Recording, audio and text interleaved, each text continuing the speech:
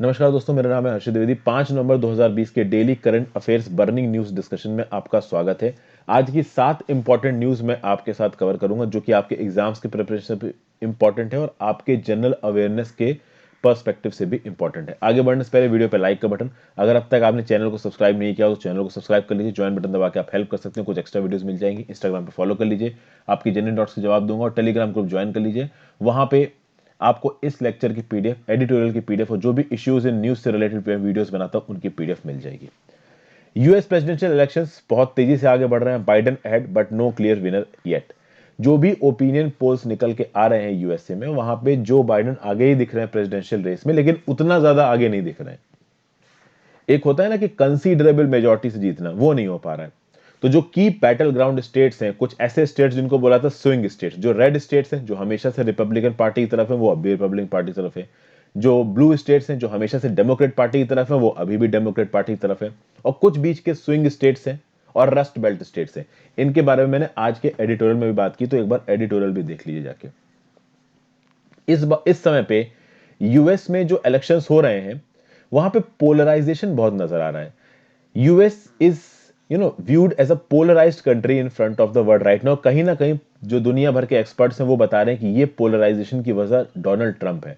Donald Trump ने जबरदस्ती polarisation करवा रखा है बहुत सी चीजों के नाम पे, व्हाइट ब्लैक के नाम पे। हालांकि कुछ ऐसे इवेंट्स हमेशा से होते रहे जहां पे व्हाइट और ब्लैक्स के बीच में जो सेग्रीगेशन है यूएस की सोसाइटी में, वो हमेशा बढ़ता ही हुआ नजर आ रहा है। और कहीं तो अब पोलराइजेशन डोनाल्ड ट्रंप इमिग्रेशन की वजह से भी कर रहे हैं, यानी कि अब वो अमेरिका को सिर्फ फॉर अमेरिकन दिखाने की कोशिश कर रहे हैं। अब तक जो अमेरिका की इमेज थी वो हाईली ग्लोबलाइज्ड कंट्री की थी, अब वो नहीं नजर में आ रही है। इस बार जो इलेक्शंस पड़े हैं उसमें जो वोटिंग टर्नआउट है वो 65% है। पिछले 120 सालों में इतना ज्यादा वोटिंग टर्नआउट नहीं रहा है। अब यहां पे बात की जाए यूएस प्रेसिडेंशियल इलेक्शंस के साथ सेनेट के अंदर कुछ सीटों के और डेमोक्रेट्स की सारी सीटों, मतलब हाउस ऑफ रिप्रेजेंटेटिव्स की सारी सीटों पे भी इलेक्शन हुए। तो जो 435 सीट्स हैं यूएस हाउस ऑफ रिप्रेजेंटेटिव्स की, उस पे भी इलेक्शन हुए। और सेनेट में जो 100 सीटें हैं उसमें से 35 सीटों पर री इलेक्शन हुए। अब मैं आपको बता दूं, यूएस प्रेसिडेंशियल इलेक्शंस और हाउस ऑफ रिप्रेजेंटेटिव्स और सेनेट, इनके इलेक्शंस अलग होते हैं। अगर आपको यूएस प्रेसिडेंशियल इलेक्शंस के बारे में जानना है तो यूएस इलेक्शंस, मेरे नाम हर्षित द्विवेदी के साथ यूट्यूब पे सर्च मारिए, मैंने वहां पे बहुत डिटेल में यूएस इलेक्शंस कैसे होते हैं ये आपको समझा के रखा है। मोस्ट प्रोबेबली इन इलेक्शंस में हाउस ऑफ रिप्रेजेंटेटिव्स में डेमोक्रेट्स ही डोमिनेंट रहेंगे और सेनेट में रिपब्लिकन्स ही डोमिनेट रहने वाले हैं। लेकिन जो बाइडेन जीतेंगे या डोनाल्ड ट्रंप जीतेंगे, वैसे तो अभी लग रहा है कि जो बाइडेन ही जीतेंगे, लेकिन कहीं ना कहीं ये जो स्विंग स्टेट्स है, जो रस्ट बेल्ट स्टेट्स है, इसके रिजल्ट में बहुत सारी चीजें निकल के आएंगी। जनरल स्टडीज पेपर 1 में चीज काम आएगी। आज का एडिटोरियल देख लीजिए, वहां पे भी एक इंपॉर्टेंट चीज है। एक बहुत ही अनफॉर्चुनेट न्यूज दोस्तों, 12 जो लेबर वर्कर्स थे अहमदाबाद के गोडाउन फायर में, उनकी जान चली गई। केमिकल वेयर हाउस था, वो कोलैप्स हो गया एक एक्सप्लोजन के बाद। पहले तो एक्सप्लोजन हुआ, उसकी वजह से केमिकल वेयर हाउस कोलैप्स हो गया, उसमें लोग दब गए। 12 लोगों की जानें चली गई, इसमें कुछ वुमेन भी थी, बहुत सारे लोगों को चोटें आई हैं। यह हुआ है अहमदाबाद सिटी के आउटस्कर्ट्स पे। स्टेट गवर्नमेंट ने अनाउंस किया कि 4 लाख रुपए देंगे फैमिलीज को। अब देखिए, जान बहुत बड़ी चीज होती है दोस्तों। नो अमाउंट ऑफ मनी, चाहे 4 लाख हो, चाहे करोड़ हो, चाहे 400 करोड़ हो, एक ह्यूमन लाइफ को वो कभी भी कंपेयर नहीं कर सकते आप। गुजरात में रिसेंटली बहुत सारे एक्सीडेंट्स देखने को मिले इंडस्ट्रियल फैक्ट्रीज और कॉमर्शियल बिल्डिंग्स में। तो डिजास्टर मैनेजमेंट में ये चीज आपको बहुत काम आएगी। इसी साल अगस्त में 8 पेशेंट जो कि कोविड-19 का ट्रीटमेंट करा रहे थे हॉस्पिटल में, वहां पे आग लगने की वजह से उसमें मर गए। जून में 10% एक मेजर ब्लास्ट हुआ था, मैसिव फायर होता केमिकल फैक्ट्री इन दहेज में, वहां पे खत्म हो गए थे unfortunately. In February 7 workers were killed in a fire in textile factories of Chiripal group in industrial area of Ahmedabad. जनवरी में एक blast in subsequent fire in a manufacturing unit near Vadodara killed 6 workers. In 2019, a massive fire in commercial building Sans, any fire safety norms in Surat, killed 22 students who were attending a coaching class in the building. अब ये बहुत unfortunate incident है, but कहीं ना कहीं lack of proper urban planning के चलते ये इंसिडेंट हो रहे हैं। तो डिजास्टर मैनेजमेंट की कमियों को जब कोट करना हो तो आप इस डाटा को कोट कर सकते हो। हालांकि ये एक ऐसा डाटा है जो कोई भी सुनना नहीं चाहता, बट एग्जाम्स के पर्सपेक्टिव से एक इंपॉर्टेंट इंफॉर्मेशन है, चाहो तो आप नोट कर सकते हो। जनरल स्टडीज पेपर 3 में आपको काम आएगा। तीसरी इंपॉर्टेंट न्यूज, मैट्रिमोनियल केसेस से रिलेटेड गाइडलाइंस इशू किए सुप्रीम कोर्ट ने। सुप्रीम कोर्ट ने 4 नवंबर को यह बोला कि डिजर्टेड वाइफ्स और चिल्ड्रंस, मतलब वो लेडीज और उनके बच्चे जिनको उनके हस्बैंड ने छोड़ दिया है, उनको एलिमनी और मेंटेनेंस मिलेगा उनके हस्बैंड से, ये तो पता है। तो अगर एक हस्बैंड ने एक लेडी को डिवोर्स किया है, अपने बच्चों की रिस्पॉन्सिबिलिटी को छोड़ा है, तो उस आदमी को उनकी एलिमनी, उनके मेंटेनेंस के लिए पे करना पड़ेगा। लेकिन बात है कि पे कब से करना पड़ेगा। तो यहां पे चीफ ये जस्टिस इंदु मल्होत्रा जी और आर सुभाष रेड्डी जी ने जजमेंट दिया कि जिस डेट पे ये केस फाइल करेगी वो लेडी या उसका बच्चा अपने हस्बैंड के अगेंस्ट, यानी कि वो जो लेडी है वो अपने हस्बैंड के अगेंस्ट जिस डेट पे कोर्ट में केस फाइल करेगी, with effect from that date alimony and maintenance has to be paid from husband. होता क्या है दोस्तों कि मेंटेनेंस केसेस में लमसम 60 दिन लगते हैं, बट एक्चुअली में सालों लग जाते हैं। लीगल लूप होल्स का फायदा उठा के जो आदमी होते हैं वो केसेस को आगे डिले करते जाते हैं। तो कहीं ना कहीं जब केस बहुत सालों के लिए आगे खींचेगा तो उस साल भर में उस लेडी का और उस बच्चों का ध्यान कौन रखेगा। इसलिए बहुत जरूरी है कि जिस डेट पे केस फाइल किया गया हो, अगर वो केस उस लेडी के फेवर में आता है तो जिस डेट पे केस फाइल हुआ था, with effect from that date alimony और मेंटेनेंस पे करना पड़ेगा उस आदमी को, अपनी बीवी बच्चों को। ये इस 67 पेज के जजमेंट में बोला है जस्टिस इंदु मल्होत्रा जी ने। ठीक है, उसके बाद देखिए क्या बोला है। The plea of the husband that he does not possess any source of income इप्सो facto does not absolve him of his moral duty to maintain his wife if he is able body and educational qualification। यानी एक person husband जिसके पास educational qualifications हैं, वो ठीक ठाक है उसकी health, तो वो ये नहीं बोल सकता कि भाई मेरे पास पैसे नहीं है इसलिए मैं अपनी वाइफ को या अपने बच्चों को मेंटेन नहीं कर सकता। जब भी इस तरीके के केसेस कोर्ट में पहुंचेंगे तो वाइफ को और हस्बैंड को दोनों को अपने सोर्स ऑफ इनकम, अपने एसेट्स और अपनी लायबिलिटीज को फाइल करना पड़ेगा कोर्ट के सामने। जब बच्चों के एजुकेशनल एक्सपेंसेस की बात आती है तो बच्चों की एजुकेशन, बेसिक नीड्स और वोकेशनल एक्टिविटीज, इन सब चीजों को फैक्टर करेगा कोर्ट एलिमोनी को कैलकुलेट करने में। नॉर्मल अगर केसेस में देखा जाएगा कि जो एजुकेशनल एक्सपेंसेस हैं वो फादर बियर करेगा। अगर वाइफ भी उतना ही कमा रही है तो बच्चों के एजुकेशनल एक्सपेंसेस को प्रोपोर्शनल तरीके से फादर और वाइफ दोनों के साथ, दोनों को मतलब पे करना पड़ेगा। तो बच्चा अगर हस्बैंड का है, देखिए कई बार ऐसा होता है आज की डेट में जो सोसाइटल रिश्ते होते हैं वो काफी अजीब हो गए हैं। तो मुंबई और दिल्ली की हाई क्लास सोसाइटी में बहुत ज्यादा ऐसा होता है, मिडिल क्लास वाले लोग अभी भी फॉर्चुनेटली इन चीजों से दूर है। तो भैया डिवोर्स हो जाता है, डिवोर्स होने के बाद वो जो आदमी होता है वो किसी और लेडी से शादी कर लेता है, जो लेडी है वो किसी और मतलब हस्बैंड से शादी कर लेती है। अब वो जो बच्चा है जो पहले हस्बैंड वाइफ का था, उस बच्चे के सामने प्रॉब्लम आ जाती है कि उसके खर्चे कौन उठाएगा। तो हस्बैंड कहता है कि मैं पूरे खर्चे क्यों उठाऊं, वाइफ बोलती मेरे पास पैसे नहीं। तो अभी तो वाइफ के पास अगर पैसे हैं तो प्रोपोर्शनल बेसिस पे हस्बैंड और वाइफ जो ओरिजिनल थे वो खर्चा उठाएंगे, नहीं तो रिस्पॉन्सिबिलिटी किसके ऊपर आ जाती है, हस्बैंड के ऊपर। ठीक है, फिर परमानेंट एलिमनी के भी ऊपर भी इस सुप्रीम कोर्ट ने कुछ बोला है। सुप्रीम कोर्ट ने ये बोला है कि देखिए एक आदमी के ऊपर उसकी एक्सट्रेंज्ड वाइफ, मतलब जिसके साथ वो डिवोर्स ले रहा है, उसकी पूरी जिंदगी की जिम्मेदारी डाल देना ये सही नहीं है। अब देखिए आज की डेट में जो रिश्ते हैं थोड़े से मुश्किल हो गए, कभी कभी डाइवोर्स बहुत जल्दी हो जाता है। तो शादी हुई, डाइवोर्स 6 महीने में हो गया, 1 साल में हो गया, 2 साल में हो गया। ठीक है, तो जल्दी अगर डाइवोर्स हो गया तो जल्दी डाइवोर्स वाले केस में हस्बैंड के ऊपर वाइफ की पूरी जिंदगी की जिम्मेदारी डाल देना ये सही नहीं है। तो रीजनेबल लेंथ ऑफ टाइम के लिए जिम्मेदारी, मेंटेनेंस और एल्यूमिनी वाला क्लास डालना चाहिए। ये case by case courts decide करेंगे कि हाँ भाई कितने समय के लिए आपको एल्यूमिनी देनी है। जनरल स्टडीज पेपर 2 में ये चीज आपको काम आएगा। फिर भाई Coal India E auction sales almost triple, यहां पे क्या न्यूज निकल के आ रही है। वैसे तो कोई बहुत इंपॉर्टेंट स्टैटिस्टिकल न्यूज नहीं है जो कि हर महीने चेंज होती है।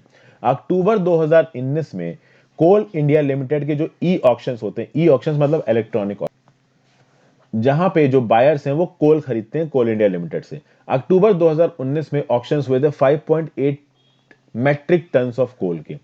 अक्टूबर 2019 में 5.8 मैट्रिक टन थे, अक्टूबर 2020 में ये फिगर पहुंच चुका है 16.8 मैट्रिक टन, यानी कि कोल का ऑक्शन 3 गुना हो चुका है पिछले साल से। और इस चीज में एक मेजर रोल प्ले किया है एक स्कीम ने जिसका नाम है स्पेशल स्पॉट।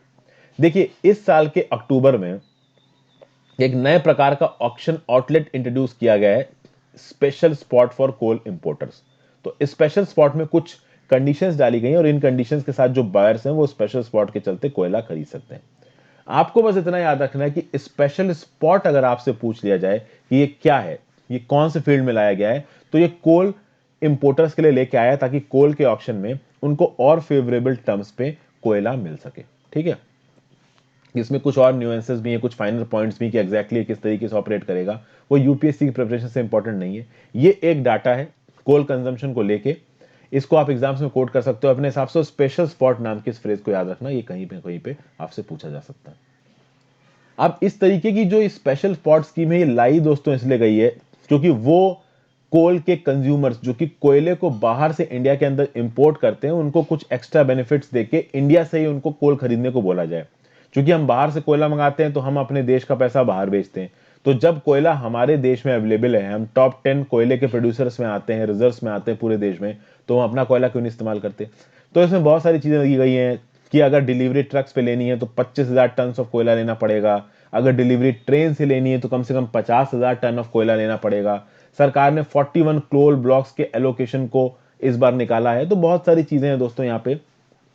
बात यह है कि कोल माइनिंग को इंडिया में प्रमोट करने के लिए, यानी इंडिया की कोल माइन से ज्यादा कोयला निकालने के लिए, और देश के अंदर जो भी कोयले का कंजम्पशन हो रहा है वो देश के अंदर जो कोयला है उसको माइन करके किया जाए, ये सरकार की यहाँ की कोशिश है। ये ना हो कि बाहर से हम बुला रहे हैं, और कहीं ना कहीं कोयले के ऊपर हम लोग अभी भी डिपेंडेंट हैं क्योंकि इंडिया की 70% इलेक्ट्रिसिटी अभी भी कोयले से आती है।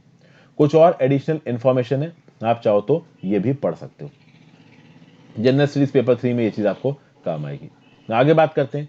कैबिनेट 1810 करोड़ का इन्वेस्टमेंट प्रपोजल लेके आया है लुहरी हाइड्रो पावर प्रोजेक्ट के लिए।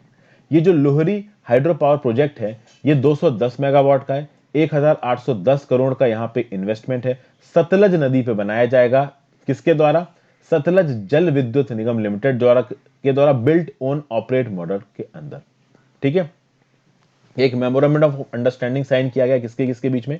गवर्नमेंट ऑफ हिमाचल प्रदेश और सतलज जल विद्युत निगम लिमिटेड के बीच में। ठीक है, अब दोस्तों यहां पे 210 मेगावाट याद रखना, Lohri stage 1 hydro power project याद रखना। कौन सी नदी पे? रिवर सतलज पे।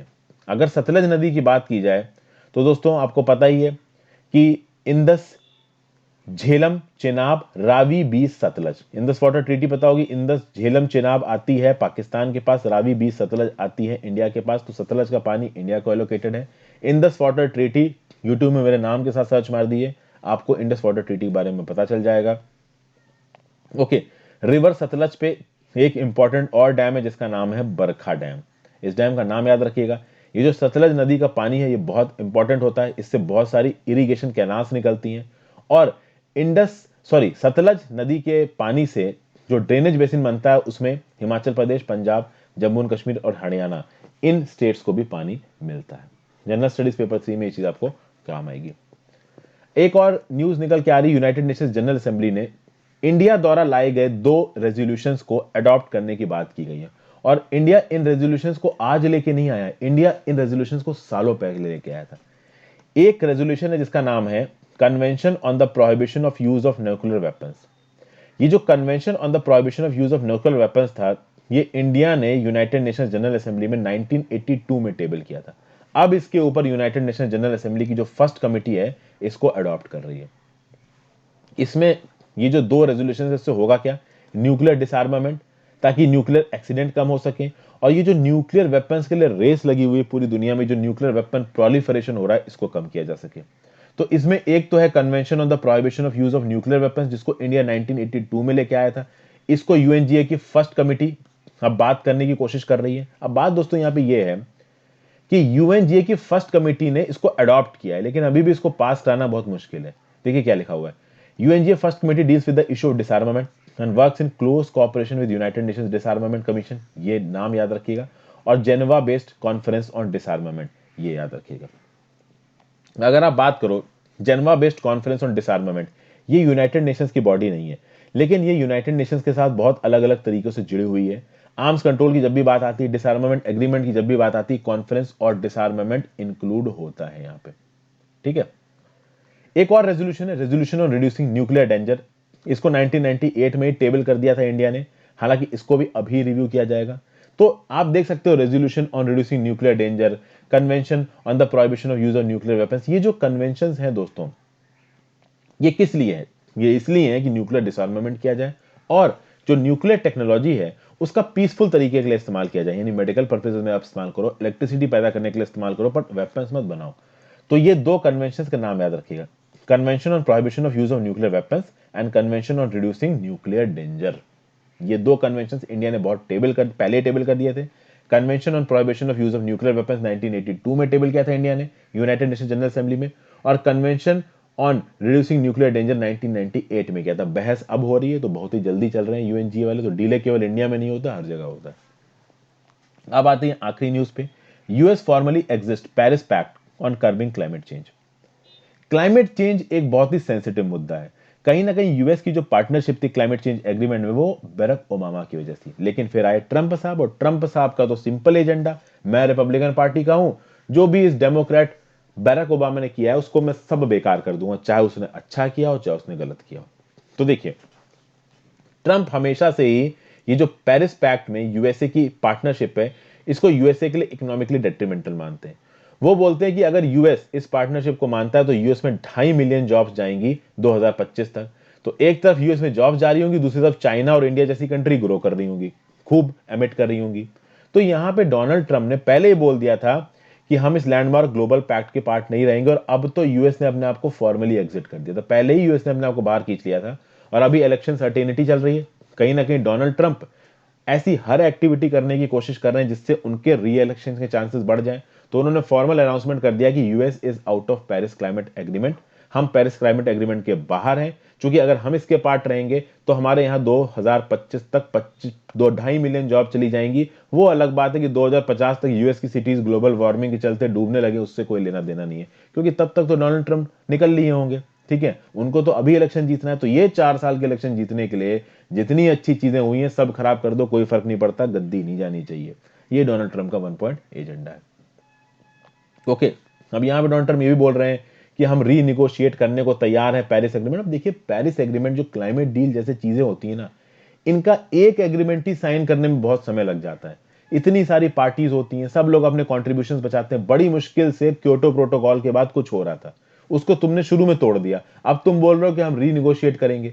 रीनिगोशिएशन का स्कोप इतना कम है कि 8-10 साल तो ऐसे ही बीत जाते हैं, और क्लाइमेट चेंज तो लगातार हो ही रहा है। तो this is not good news for human race. General studies paper C में चीज आपको काम आएगी। तो thank you for watching friends, I hope आपको कुछ सीखने को मिला होगा।